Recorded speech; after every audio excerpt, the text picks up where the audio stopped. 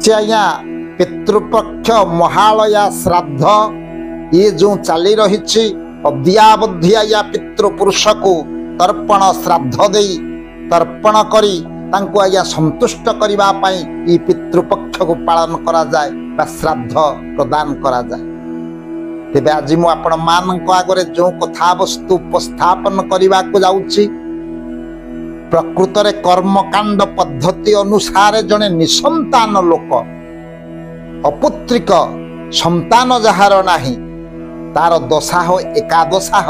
किए कर्म संपादन करिवे प्रकृत रे किए प्रकृत रे ये कर्म संपादन कले से मुक्ति लाभ करिवे एवं जदि तांकर केही न थाए तेबे तांकर क्रियाकर्म दशाह एकादश केमिति भाबरे समापन हेबो। तेणु आम मन मध्यरे जो भ्रांत धारणा अच्छी प्रकृत रे से तरी पारिबे ना निसंतान बासु जदि संतानटे तांकर नाही तांकर क्रियाकर्म हवा मध्य संभव नुह जदियो क्रियाकर्म आमे संपादन करिबा प्रकृत रे से मुक्ति लाभ करि पारिबे ना। तेणु आज्ञा गरुड़ पुराणर प्रमाण अनुसारे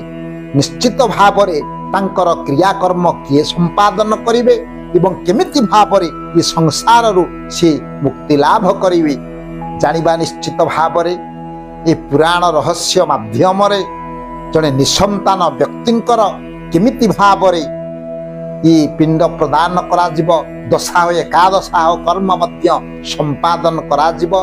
जानिबा निश्चित गरुड़ पुराणर प्रकृत प्रमाण अनुसारे को कथा या उल्लेख रही गरुड़ पुराण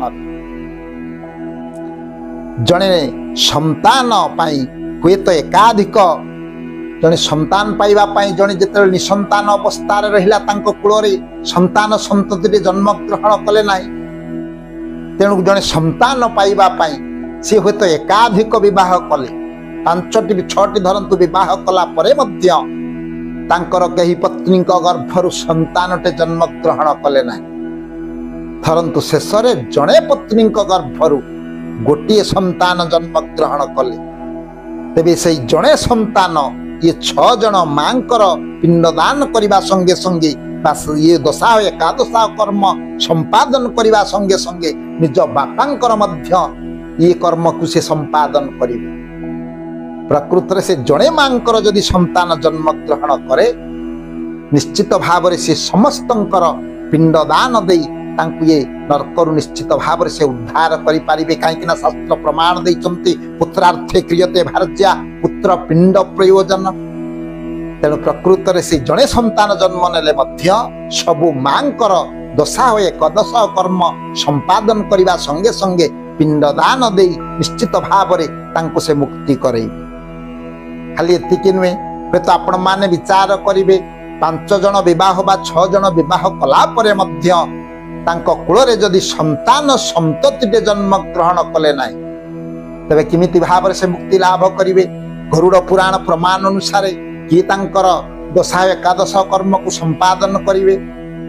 ना भातृपुत्र पुत्रा जी होचंती आपणकर से मध्य प्रकृत रे दशाह कर्म संपादन करिबा संगे संगे एकादशाह कर्म मध्य संपादन करि पारिबे तद्वारा मध्य से मुक्ति लाभ करि पारिबे। तेबे आपण माने विचार करंतु धरंतु तांकर पुत्रा जदि नथिबे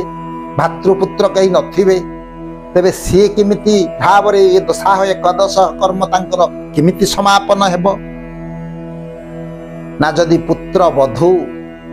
वधु ये कर्म हुए तो करि पारिबे पुत्र नथिले तो पुत्र वधु से पाई पारिबे ना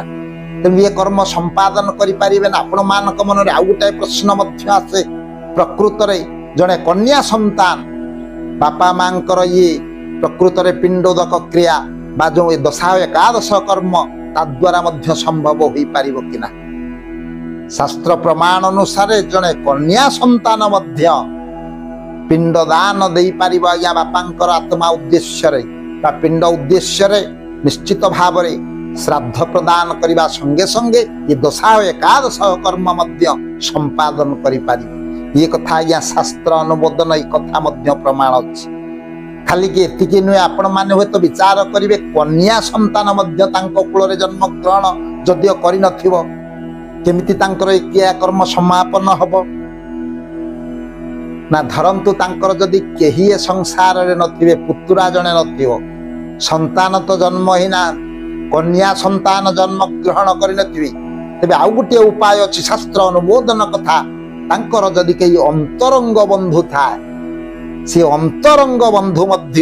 ଏ ଦଶାହ ଏକାଦଶାହ କର୍ମକୁ ସମ୍ପାଦନ କରିପାରିଲେ ମଧ୍ୟ ଏ ପୁରାଣ ପ୍ରମାଣ ଅନୁସାରେ ସେ ମଧ୍ୟ ମୁକ୍ତି ଲାଭ କରିପାରିବେ। ତେବେ ଯଦିଓ କେହି ଅନ୍ତରଙ୍ଗ ବନ୍ଧୁ ମଧ୍ୟ ନଥାଏ, ତେବେ କେମିତି ଭାବରେ ନିଃସନ୍ତାନ ବ୍ୟକ୍ତି ମୁକ୍ତି ପାଇବେ ସଂସାର କ୍ଷେତ୍ରରୁ? ନା ସମ୍ପର୍କରେ ତାଙ୍କର ଯଦି କେହି ପୁତୁରାର ପୁଅ, କେହି ନାତି ଜଣେ ଆଜ୍ଞା ଜୀବିତ ଅବସ୍ଥାରେ ଥାନ୍ତି, ଜନ୍ତୁ ପୁତ୍ରଟେ ଜନ୍ମ ନେଇଥିଲେ ସେ ମୃତ୍ୟୁବରଣ କଲେ, ପୁତ୍ର ବଧୂ ହୁଏତ ନାହାନ୍ତି ମୃତ୍ୟୁବରଣ କରିଛନ୍ତି, ତାଙ୍କ ନାତି ଯଦି ଆଜ୍ଞା ଇଏ ପୁଅର ପୁଅ ନାତି ଜଣେ ଜନ୍ମ ଗ୍ରହଣ କରିଥାଏ, ସେ ନାତି ମଧ୍ୟ ଇଏ ପିଣ୍ଡ ଦୋକ କ୍ରିୟାକୁ ସେ ମଧ୍ୟ ସମାପନ କରିପାରିବେ, ଦଶା ଏକାଦଶ କର୍ମ ମଧ୍ୟ ସେ ସମ୍ପାଦନ କରିପାରିବେ ବୋଲି ଶାସ୍ତ୍ରରେ ଏ କଥା ମଧ୍ୟ ପ୍ରମାଣ ଅଛି। ତେବେ ପ୍ରକୃତରେ ଆପଣ କହିବେ ନା ନାତିଟେ ଯଦି ବି ଜନ୍ମ ଗ୍ରହଣ କରିନଥିବେ, ତେବେ ସେ ନିଃସନ୍ତାନ ବ୍ୟକ୍ତି, କେହି ନଥିବେ, ତାଙ୍କର ଆତ୍ମୀୟ ବନ୍ଧୁ ଜଣେ କେହି ନଥିବେ, ନାତି ନଥିବେ, ପୁଅ ନଥିବେ, କନ୍ୟା ନଥିବେ, ଅନ୍ତରଙ୍ଗ ବନ୍ଧୁ ନଥିବେ, କେମିତି ଭାବରେ ତାଙ୍କର ଏ ଦଶା ଏକାଦଶ କ୍ରିୟାକର୍ମ ସମ୍ପାଦନ ହେବ? ନା ଆଉ ଗୋଟିଏ ମାତ୍ର ଉପାୟ ଅଛି, କେହି ନଥିଲେ ମଧ୍ୟ ବ୍ରାହ୍ମଣଙ୍କ ଦ୍ୱାରା ଯିଏ ହଉଛନ୍ତି ପୁରୋହିତ, ପୁରର ହିତ ସାଧନ କରୁଛନ୍ତି, ଯେ ବର୍ଣ୍ଣାନାଙ୍ଗ ବ୍ରାହ୍ମଣ ଶ୍ରେଷ୍ଠ ବର୍ଣ୍ଣାନାଙ୍ଗ ବ୍ରାହ୍ମଣ ଗୁରୁ, ତେଣୁ ବର୍ଣ୍ଣ ଶ୍ରେଷ୍ଠ ବ୍ରାହ୍ମଣଙ୍କ ଯିଏ ଆମର ପୁରୋହିତ ଭାବରେ କର୍ମ ସମ୍ପାଦନ କରୁଥିବେ, ସେ ପୁରୋହିତ ଜଣେ ମଧ୍ୟ ଏ ନିଃସନ୍ତାନ ବ୍ୟକ୍ତିଙ୍କର ଦଶାହ ଏକାଦଶାହ କର୍ମ ସମ୍ପାଦନ କରିବା ସଙ୍ଗେ ସଙ୍ଗେ ନିଶ୍ଚିତ ଭାବରେ ଶ୍ରାଦ୍ଧ ପିଣ୍ଡ ମଧ୍ୟ ପ୍ରଦାନ କରିପାରିବେ। ତେବେ ସ୍ୱଳ୍ପ ସମୟର କଥାବସ୍ତୁ ଆପଣ ମାନଙ୍କ ଆଗରେ ଯେଉଁ ପରିପ୍ରକାଶ କଲି, ଆଜି କଥାର ସାରମର୍ମ ଥିଲା ପ୍ରକୃତରେ ଜଣେ ନିଃସନ୍ତାନ ବ୍ୟକ୍ତି, ଏ ଯେଉଁ ଚାଲିଛି ପିତୃପକ୍ଷ ମହାଳୟା ଶ୍ରାଦ୍ଧ ଦିବସ, ତାରି ଉଦ୍ଦେଶ୍ୟରେ କଥାବସ୍ତୁଟି ଉପସ୍ଥାପନ କଲି ଯେ ନିଃସନ୍ତାନ ବ୍ୟକ୍ତି, ପୁତ୍ର ସନ୍ତାନ ନଥିବେ, ଅନ୍ତରଙ୍ଗ ବନ୍ଧୁ ନଥିବେ, ପୁତୁରା ନଥିବେ, ପ୍ରକୃତରେ ନାତି ନଥିବେ, ସମସ୍ତେ ନଥାଇ ମଧ୍ୟ ପୁରୋହିତ ଇଏ କର୍ମକୁ ସମ୍ପାଦନ କରି ତାଙ୍କୁ ମଧ୍ୟ ମୁକ୍ତି ଦେଇପାରିବେ। ତେବେ ସ୍ୱଳ୍ପ ସମୟର କଥାବସ୍ତୁକୁ ମୁଁ ଏଇଠି ବିଶ୍ରାମ ଦଉଛି। ଜଣେ ନିଃସନ୍ତାନ, ଆଜିର ନିର୍ଯାସ ଥିଲା ଜଣେ ନିଃସନ୍ତାନ ବ୍ୟକ୍ତି କେମିତି ଭାବରେ ଏ ପ୍ରେତକ୍ରିୟା ମାଧ୍ୟମରେ ଆମର କର୍ମକାଣ୍ଡ ପଦ୍ଧତି ଅନୁସାରେ ଏ ସଂସାରରୁ ମୁକ୍ତି ଲାଭ କରିପାରିବେ, ସେ କଥା ଆପଣ ମାନଙ୍କ ଆଗରେ ମୁଁ ପରିପ୍ରକାଶ କଲି। ସ୍ୱଳ୍ପ ସମୟର କଥାବସ୍ତୁକୁ ବିଶ୍ରାମ ଦଉଛି। ପରବର୍ତ୍ତୀ ଅଧ୍ୟାୟରେ ଆଉ ଗୋଟିଏ ସୁନ୍ଦର କଥାବସ୍ତୁ ନେଇ ଆପଣ ମାନଙ୍କ ଆଗରେ ମୁଁ ଉପସ୍ଥାପନ କରିବି। ସେ ସର୍ବେ ଭବନ୍ତୁ ସୁଖୀନ सर्वे सन्तु निरामया सर्वे भद्राणि पश्यन्तु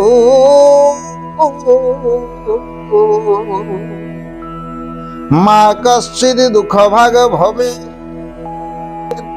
ओम शान्ति ओम शान्ति ओम शान्ति।